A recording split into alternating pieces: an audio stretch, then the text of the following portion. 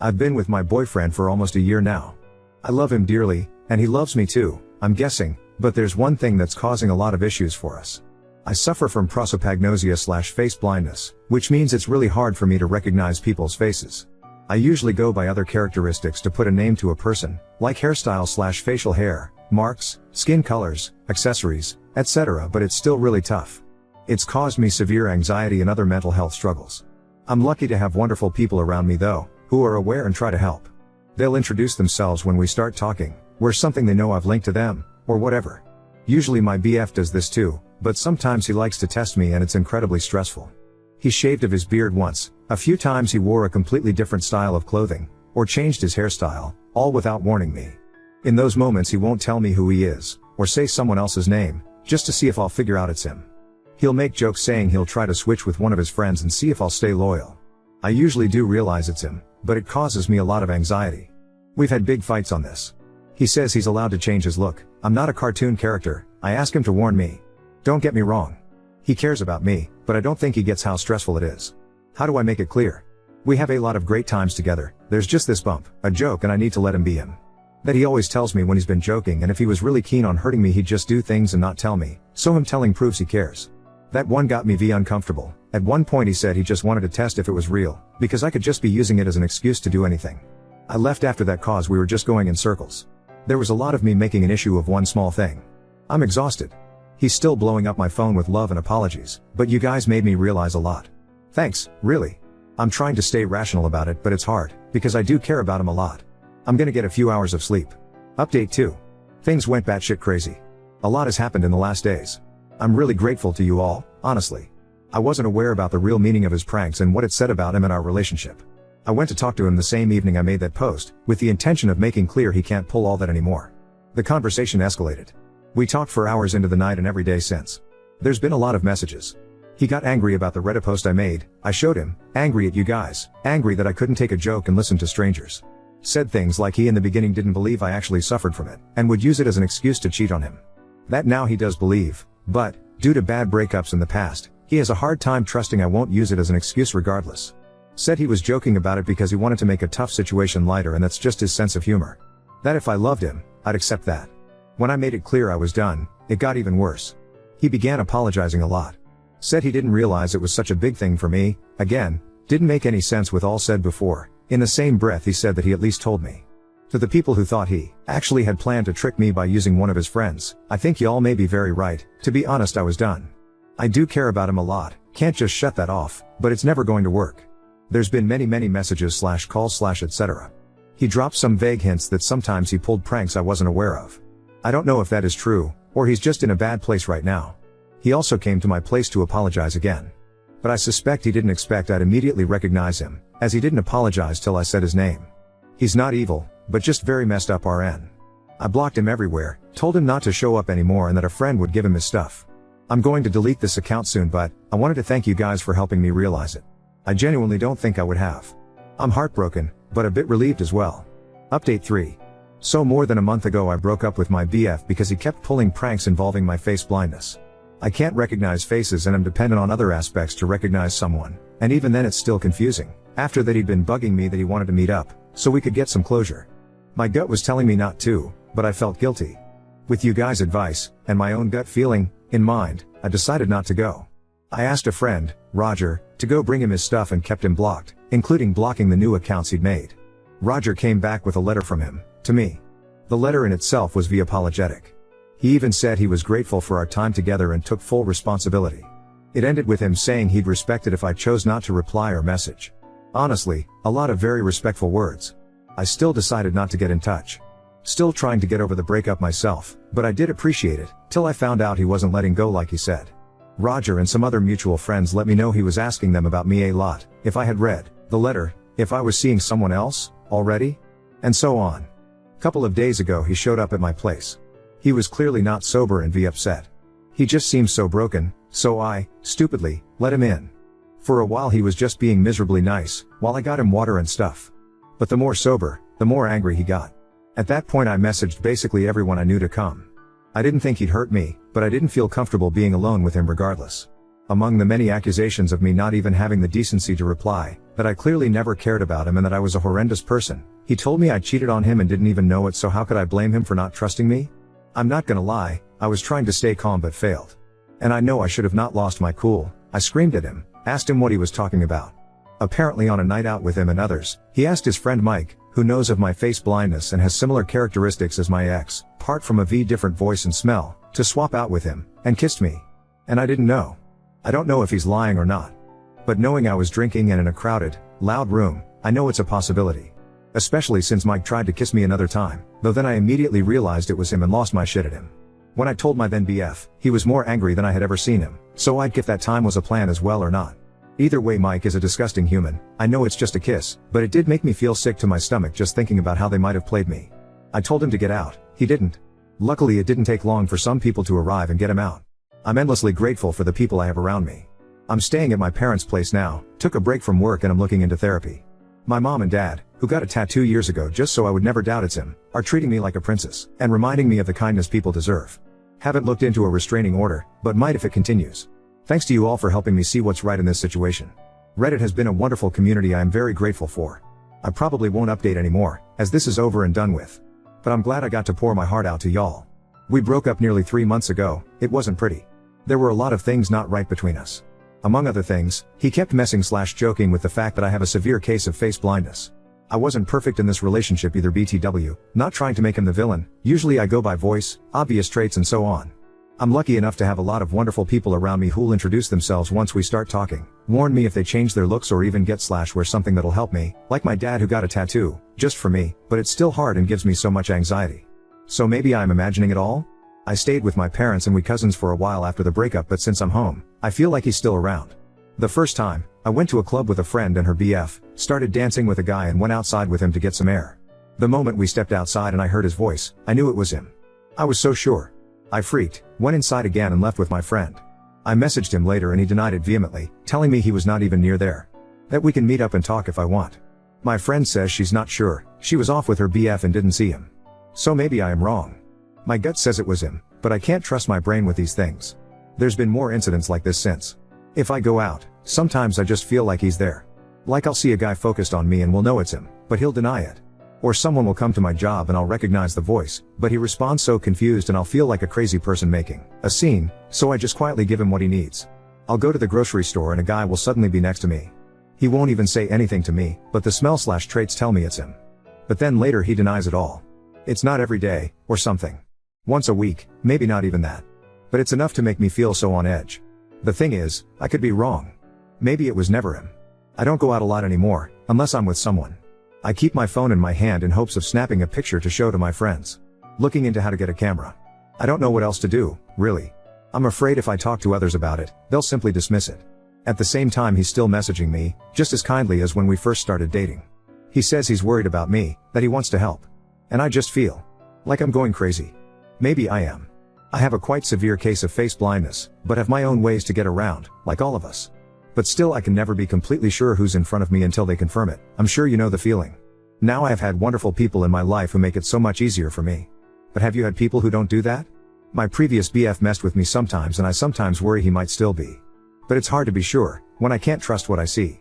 Sometimes I'm so sure it's him, but he'll deny it and I can never convince myself to be 100% certain of what I saw. Update 4. I'm not in the best place mentally, so I will keep this short. This will also be my last one, as I've taken plenty of your time as is and don't really know what to do with the attention, though I'm extremely appreciative of all the support and advice. I posted here a while ago about how I wasn't sure if my ex was messing with me, and my face blindness, or if I was just being paranoid. I now know it's both. I really did feel like a crazy person. The day I made the post I broke off contact with him again. I got a few more messages from him, all kind and concerned-ish. Even some mutual friends, and one girl I barely know, reached out saying they were worried because of what my ex told them. But here's the thing, I did manage to subtly make 2 videos, 2 different times, in which my parents could clearly see him. Honestly, I was an absolute mess. Since then I've also been staying with my parents again and took a break from work. We're trying to look into a restraining order, but it's not that easy. There's some redemption though. A friend did what I didn't have the balls to do and completely exposed him. Got some very angry messages from my ex after, in which he among other things, said he just happened to be in the same place, but now I'm making him out to be some kind of stalker because of my insecurities. Doesn't explain why he didn't just say it was him though, or how it happened at least twice in less than 2 weeks. That's where we're at right now. I wish I could tell you more. I'm kind of stuck right now. I have no proof about the previous times. Even more so, there's been moments in the past weeks I also thought it was him, and it wasn't. Either confirmed by video, or because I wasn't alone. Then there's been some times in the last weeks where I didn't manage to get any recording/photo. Though I am relieved to have some answers, I'm also heartbroken. I don't know how to process knowing there's people that'll abuse my flaws in this way. I feel incredibly paranoid and it's exhausting. I'm looking into moving away. At the same time I'm hopeful this is the end of it, that him getting exposed will be the end of this. Multiple people have told him to back off and leave me alone. Now on to second story. Revealed my childhood friend's boyfriend raped me when I was 17, now her brother is refusing to let them near his child. I, F27, had a childhood friend Angie, F27, who was as close as a real sister. We spent entire weekends at each other's place, celebrated family events etc. from 6 years/0 till 18 years/0. Elle even lived at her place in 2nd grade while my parents went to a nasty divorce. I learned to speak some Russian, as she is Russian, and she learned to speak some Spanish. Needless to say, her older brother and little sister were like a family to me. During our teenage years she had her 2 male best friends, one whom she started dating, and another one, Nico, now 29, who was Russian as well, whom I started dating at 17. Growing up I had issues with a heart condition. I won't bore you with the details, but I had to take a lot of meds, but got healthier starting from 16. One didn't have to take them daily but only when my heart rate became irregular, but then immediately, as it would become extremely painful, my heart would cramp, I would start to hyperventilate. All my friends knew this, Nico included, and that I would black out if my meds got taken with alcohol. I didn't smoke much or drink much growing up as a result, since I was worried about my health and only did drink at home or in a safe setting. Legal drinking age is 16 here and I only drank wine or beer if at all. I had my first time with Nico at 17, and when my parents stayed at a retreat 2 weeks later he come over to have a date night. I did drink 1 glass of wine, but starting having health issues later resulting in me taking my meds and being unconscious. I was a bit sore the next morning but didn't think much about it.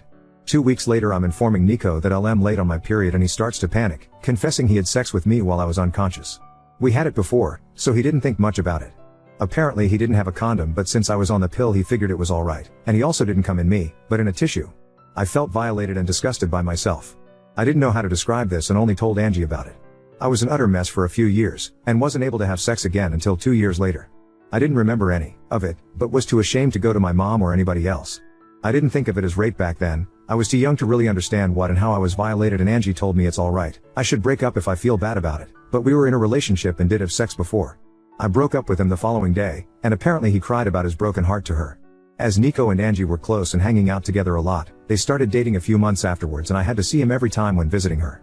I told her I'm not able to see him, but she didn't understand where I'm coming from. The contact stopped and we haven't texted or seen each other in years. I still followed her, and her family, and saw that her brother is expecting his first child. As I was extremely close with her family I just commented on the Insta post expressing my gratitude when he reached out to me. I missed his wedding but he wanted to ask if I would be interested in joining the baby shower as it's been years and we've been extremely close before. He told me I was like a third little sister. I just asked if Nico will be attending as well, as Angie and him have been dating for 9 years now, and he said yes. I didn't elaborate much but just expressed that I'll send a small present if he can give me his current address but won't be attending. He kept on pestering me what exactly happened all those years ago and why I'm not in their lives anymore. Angie told her family I'm not able to see her with an ex of mine, but her brother thought there's more behind it. This is when I think I could be the asshole. I told him the truth about what happened back then. And while I didn't know it at 17, I know now that this was rape and I named it as such. I didn't receive any message back from him, but a few days later Angie reached out to me, furious. Nico had planned to propose during the baby shower, but Angie's brother is against it now, having learnt why I stopped the contact. She loves Nico and will stay with him, but by doing so, her brother said she is no longer a part of his life, as he doesn't want his little baby girl in the same family as a rapist. Since then I've been getting messages from old high school acquaintances, telling me I should have ignored it, and not told anybody. Since I didn't speak up back then I lost the right to do so now, and am a horrible person for ruining somebody's life over some stuff he did 10 years ago when he himself was a child as well. Am I truly the asshole for speaking up? Update 1. Reading all the messages defending my choices on speaking up made me realize how insecure I was on what I am allowed to do and how much I was trying to make it right to other people besides myself. This especially included Nico and Angie. All of you are right. If Nico had changed he would have apologized, reached out or tried to make amends in some way. Either when word got to him from his brother-in-law or at some earlier point in his life. My former best friend Angie should have been able to feel some sort of compassion if she had any respect for me as a human being or the time we spent together. Her reactions showed that I shouldn't hesitate on my actions. I went to therapy from 21 onwards and thought I moved on from the rape as best as I could, but I realized how ashamed I still am almost 10 years later about an incident that wasn't my fault at all. I was ashamed to speak up back then and afraid that people around me would look differently at me. And somehow I still felt bad about speaking up today, so I tried to own what happened to me now and not apologize for other people's behaviors, especially as they don't even show me respect. What happened since then? I archived every nasty message I got on WhatsApp so I wouldn't have to read them, but would have the proof if needed at a later point. Angie's mom called me the following day of the incident, crying. I shouldn't have answered the phone, but during the 10 years of friendship I saw her as an aunt, almost a second mom. She always joked that while her children would run around the house doing whatever, I would always take the time to drink a tea and talk with her, showing her more love and time than her actual children. While she said she's sorry for what has been and for what I went through as a child, she couldn't believe that I would ruin Angie's happiness over something like that. With Angie's brother refusing to have Nico as part of the family and Angie standing by Nico's side, it's divided their family and she is heartbroken. She has grown to love Nico like family as well and has known him for nothing more than a considerate young man who she knows will make her daughter happy. It wasn't nasty names or angry talk, just a heartbroken mother who faked to acknowledge my pain and saw the fault in me. Angie's mom tried to get me to apologize or to take it back, but I refused as I don't see the fault in me. With everything that has happened, I believe that Nico hasn't changed and is just hiding it better somehow. He can see how people are standing by him and supporting his behavior, so he won't have to change. And that is something I didn't want to indulge. Angie's mom not even one used the word rape, and I tried to correct her every time she talked about it. Trying to name it for her to understand better, but she would just start sobbing more and it didn't make sense for us to continue to talk. Angie's mom used to be in contact with mine for some time, and she reached out to her after our talk. I was afraid that my mom would find out, since she's from a more conservative background. We had a long talk and I didn't get to see her, physically, yet, but she apologized for not being there for me or not making me feel like I can talk to her. I tried to calm her as best as I could, but when she asked me if my current partner knows I was used like that, I got angry. She was scared my partner would leave me if he found out, implying it was something that made me less precious or appealing. When she asked me to keep it a secret from our family abroad and in our country, I hung up. She was acting exactly the way I was afraid she would, as if it's something shameful. It was especially hard as I am trying my best to move away from the feeling of shame. She has since apologized, but it's clear that her view of me has changed. I don't yet know how to deal with it, but that's something to worry about in the next few weeks. As some of you suggested, I wrote Angie's brother, Sven, again and apologized for the mess, but I'm glad that it is out in the open and how proud I am that he's defending his family. I asked if his old email is still working as I would just send a gift card. He didn't respond, but I got a message from his wife 2 days ago. She thanked me for speaking up and informing them about Nico. There were apparently had a few moments that made her uncomfortable, some jokes Nico made, and in retrospective she can see why. Sven apparently informed her the moment he got my initial text, and both of them have since seen Angie but not Nico. She refuses to be in the same room or house as him, and same goes to their unborn daughter. Sven and Angie's mom has been at their place multiple times to beg to forgive Nico, and Sven caved a little. Angie and Nico will get married, Sven will attend but his wife will not. He is allowed in the family but not in contact with either Sven's wife or daughter.